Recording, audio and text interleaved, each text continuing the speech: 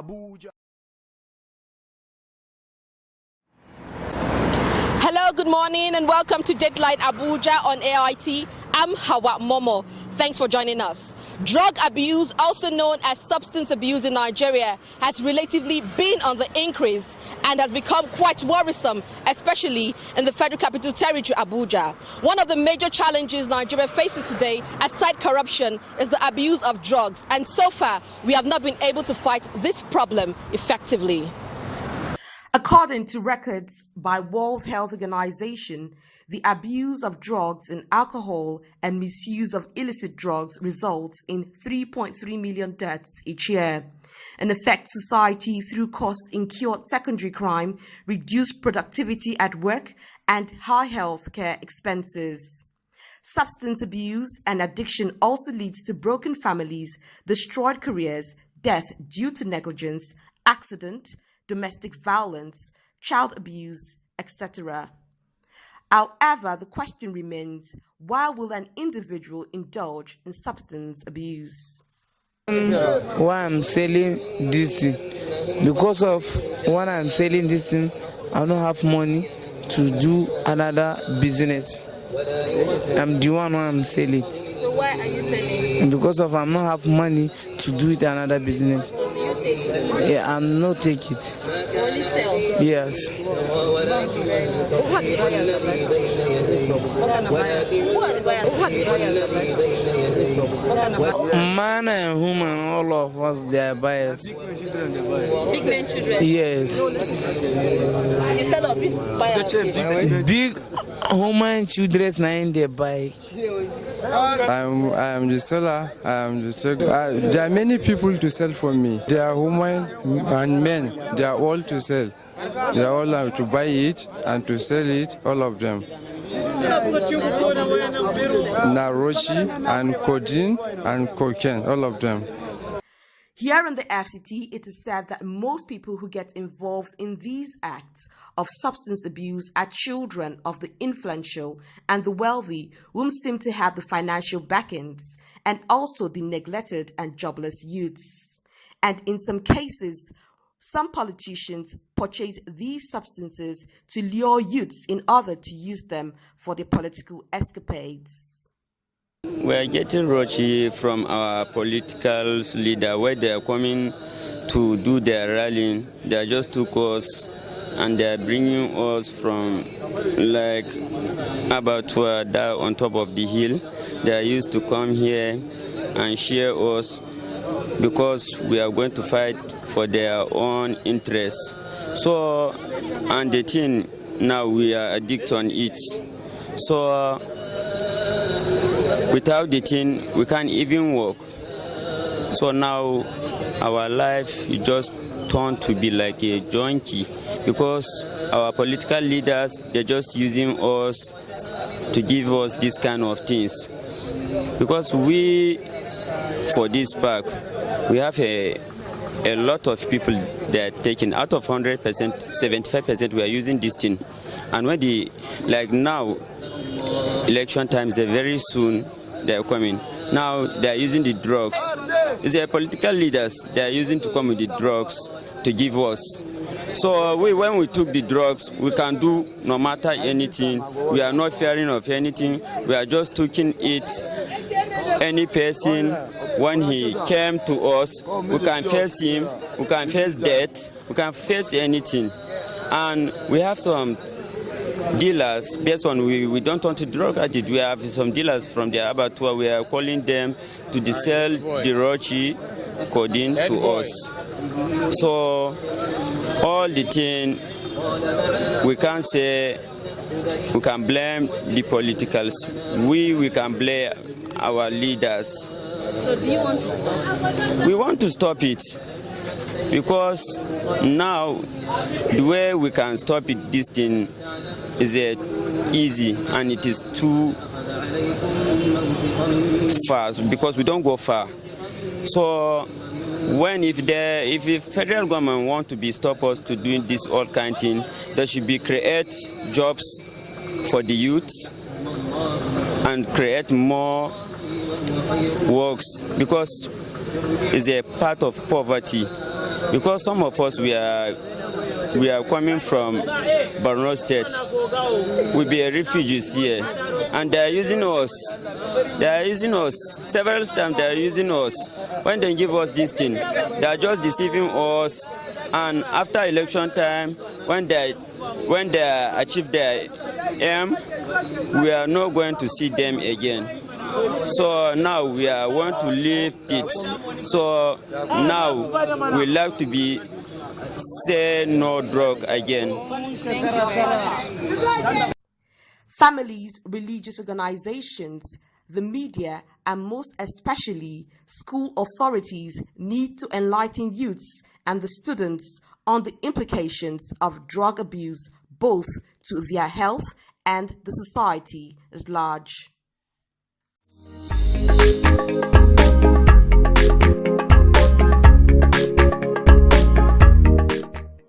The question of drug abuse is a social malaise, just like every other problem that can be found with any section of society. But it's interesting that you're focusing on students. Do not forget that students are also, importantly, a section of youths. And in a sense, we can say that there's a way they can be enthusiastic. There's a way in which they can be exuberant about life and all that it offers, These things may culminate into some tendencies, one of which is drugs, And just like you move to deal with every other problem that you find in society, that's also how we should be concerned about dealing with the question of drug abuse.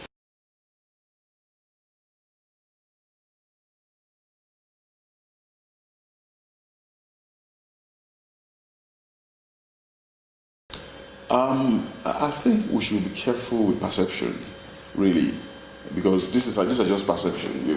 If we say it is prevalent in high institutions or that it's prevalent in private institutions, it may just be perception. It may not be so. I'm not sure we've done any empirical investigation to prove this, But having said that, these things can, like I said, it permeates all sections of society. You can find it even outside educational institutions. You can find it even in religious institutions, in social institutions like social groupings apart from educational institutions. It can be everywhere, and it comes with this tendency for people to just say, oh, they want to feel high. There's a sense in saying that people take on alcohol, just to relax, sometimes to feel high, to get off social problem. But at some point when they now find that alcohol is no longer solving the problem, they want to graduate to something higher, something stronger, to take them higher, or to escape from the realities of life. It can happen, and it does happen. And again, it can happen within any social sector, not necessarily the educational sector, and not necessarily within the private institutions as well. Yes, we have more private institutions in this country, more private universities than public, as it were. But what is the population of private universities compared to the public ones? If you look at it critically, you'll see that if on the scale, you still have more malaise, more deviation in the public institutions than in the private institutions, going by the population of people that go to private school as compared to those that go to public school. So yes, it can happen in educational institutions, in higher institutions, but we should be careful with classification to the extent that we'll conclude that, okay, it is more in private institutions than in public institution. And I also refer to the claim that because private institutions are populated by children of the rich, not necessarily so. There are some private institutions that have a balance, There are private universities, for instance, that charge as low as 200,000. There are some that charge as high as 3 million. It doesn't matter. You find people of different income groups populating these institutions. So that's why I was concerned about perception. Thinking that private universities are populated by children of the rich. It's not necessarily so. We have people of medium income and even low income group coming to these schools. I think I would rather want to see it as a social problem, as something that the society should address, that the government should address as a problem of the youth, because students are a variant of the youth. So if you look at it within that bracket, then it will be safer, it will be more manageable to address it within that range, for the sake of the future, because like we say, as it still is, the youth, the students are leaders of tomorrow, they're the future generation, and that generation can be better secured if it's a drug-free generation. But if it is drug-infested, then there's going to be a problem for the future generation. And the work alone should not be left for government. It should be left for all institutions, all sectors where the youth can be found. The universities, the colleges, and anywhere at all, any institution that is responsible for their training should essentially be concerned about this mileage. Yeah. Drug abuse is not good for the health because it destroys the system, and for students I think it's something very bad because it affects their studies. They wouldn't get to attend classes and all, and it draws them back. So I think it's not good. They should prevent all these things, and peer pressure, it just has to stop because it's not good. In particular, I think, drug abuse is a social ill. I think the youths have completely lost it. Even in institutions of higher education, you find people that should be ordinarily using their time to better themselves, learn, and they're using the time to indulge in drugs. People are losing the plots. They're going off of what they are sent to school to do. And in an institution like mine, I'm a base university student, and the school expressly frowns on drug abuse and drug use, And it's a good thing that the school is that stern about it, because it stops a lot of people from indulging in those practices. And if you check, a lot of students here are doing well because of the fact that the school is so hard on issues like that. I think students should not indulge in drug abuse. It's horrible, it's bad, it's a waste of time,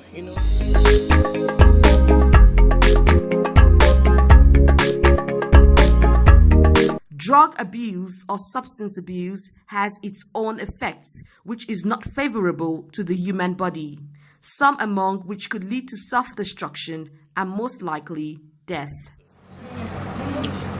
Well, drug abuse is an encompassing thing. It's an encompassing thing in the sense that basically when we talk about drug abuse, we are talking about indiscriminate or injudicious use of drugs. And in a broadly speaking, we say drugs. But we also have what we can sub-classify it into substances abuse. And when we talk about substances abuse, we are talking about things that are illicit in a way, things that are not regulated for use. There are some drugs that are not regulated for use. And when people use those drugs, we call it substance abuse. And there are some drugs that their uses are regulated, so to say. But when people use them indiscriminately against prescription, we refer to it also as a form of abuse. Now, in our society, there are several drugs that people abuse. A good example which has been home for a while now is the use of tramadol. Tramadol is actually a painkiller. It's an analgesic. But because it has a way of giving people a form of people feel on top of the world, they are euphoric. Somebody with maybe some kind of problem, you feel as if the burden has been lifted. So people tend to use some kind of drug indiscriminately. Another good example is codeine. People do abuse codeine too, and that is why there are certain cough syrup with codeine. People tend to abuse this kind of a cough syrup because the reason why they tend to use them is in order to get the codeine that is in it, because it gives euphoric effect. It makes somebody to feel as if you don't have any problem, all your problems have been solved. So because of that, people tend to use that kind of drug. And there are other main ones, like maybe people that abuse, people that use substances like cocaine, heroin, LSD. Those are the extremes. Now, when we talk about the effect of all this, we all know that whatsoever you are not using the right way and you become addicted to it, it means that your whole life depends on it. You see a young man, if he or she doesn't take that very particular drug, he or she will not be able to function. And the thinking will be distorted. The way they behave will be distorted. You see such people, before they can cope in their place of work, they may probably have to go to the toilet or somewhere to take those drugs. That may be the only way by which they're able to cope in their working place. So it means that the optimal performance of somebody who abused all these drugs will be diminished, will be reduced. The person will not be able to perform the way he or she is supposed to do. And if care is not taken, with time, it can lead to total mental breakdown.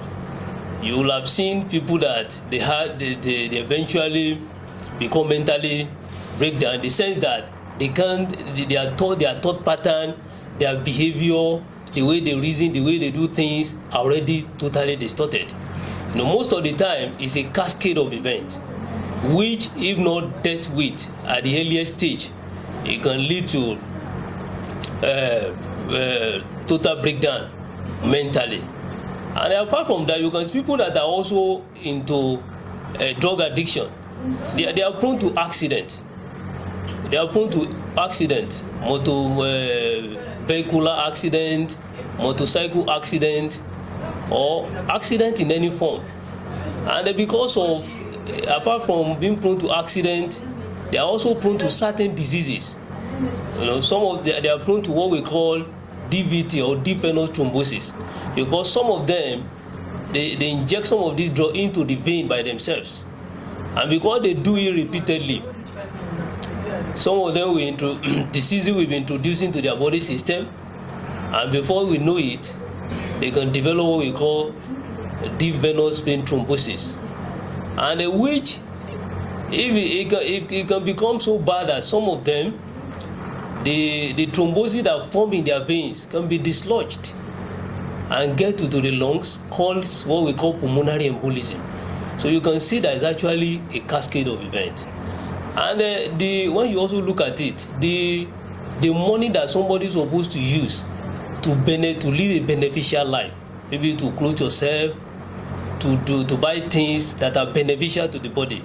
Say some of them using this money in order to procure drugs.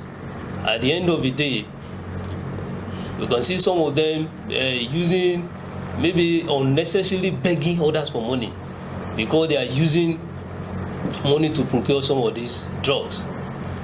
And so those are the various effects that can occur when somebody is into drug addiction or substance addiction. And the bottom line is that, as society becomes technologically advanced, there is a need to actually be sounding this note of warning.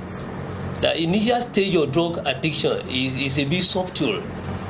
It's subtle in the sense that people don't feel that they will get addicted.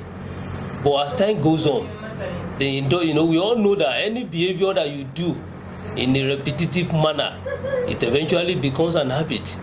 And when the habit is so strong on you, to break the hold of that habit, it becomes an issue. And that is why curtailing the effect of drug addiction at the earliest stage will be the best thing that we can do to the society. In getting public enlightenment, those are the things that will help us in curbing this menace in our society. When people are addicted to drug, just like there are things you see in them, there are changes you observe, the way they behave, the way they reason, the way they talk. You notice some abnormal things in them. You see, in our society here, where we spiritualize a lot of things. You know, some people may take such kind of person to a spiritual house, thinking that the person is being bewitched, or maybe from the village, some people are after the young man or after the young lady. Unknowingly, they don't know that maybe the lady or the young man is involved in something else. So the best thing may be to seek the healthcare input, taking such a person to an hospital where a proper evaluation will be done. You know, there are screening that one can do to actually get whether somebody is into addiction or not. And when you screen such person, you'll be able to know even the particular drug that the person is addicted to. And God is so good. The medical science has various programs that they can take the person through, which will help the person to be out of addiction. There are people that they've gone through the program and today they are free of one form of addiction or the other. So spiritualizing it, that maybe a witch is pursuing the person, or maybe a wizard is pursuing the person, may not really be the first thing to do. By seeking the input of an healthcare, taking the person to a healthcare facility where screening can be done and where medical science can be of help to such a person, may be a step in the right direction, instead of bundling the person to maybe a spiritual house, thinking that there is somebody doing the person or things like that. With over 100 episodes and still running, DatelineAbuja. We have care. We have reported. Thank you so much for joining us this beautiful Thursday morning. We have covered events.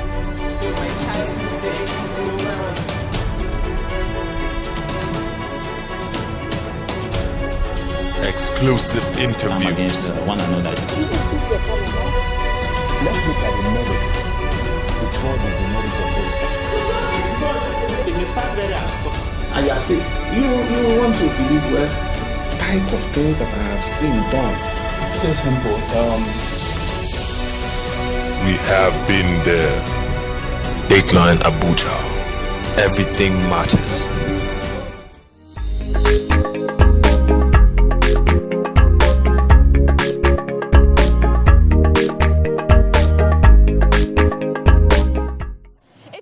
That the youths are the leaders of tomorrow, and they are the vehicles through which the positive change can be realized. This is why most nations tend to invest in the future development of its youths, as they are more vulnerable and are easily in social menace such as substance abuse and so on. This has dominated the mainstream media recently, as the menace of drug abuse in Nigeria has reached frightening proportion and has pervaded every fiber in the society. The government, and most especially the National Drug Law Enforcement Agency, NDLEA, has to do more to ensure that the rate of buying and selling of drugs illegally reduces, or mostly likely is put to a stop, especially in the FCT and Nigeria at large. However, if you find anyone, or you have a family friend or a member of your family who is already an addict, do not enable them, but rather ensure they get proper medical care or attention so that they can be normal again. And that's a wrap for today on Dateline Abuja. You can follow us on our social media page right now on your TV screen. Join me same time, same station. I'm Hawa Momo. Bye for now.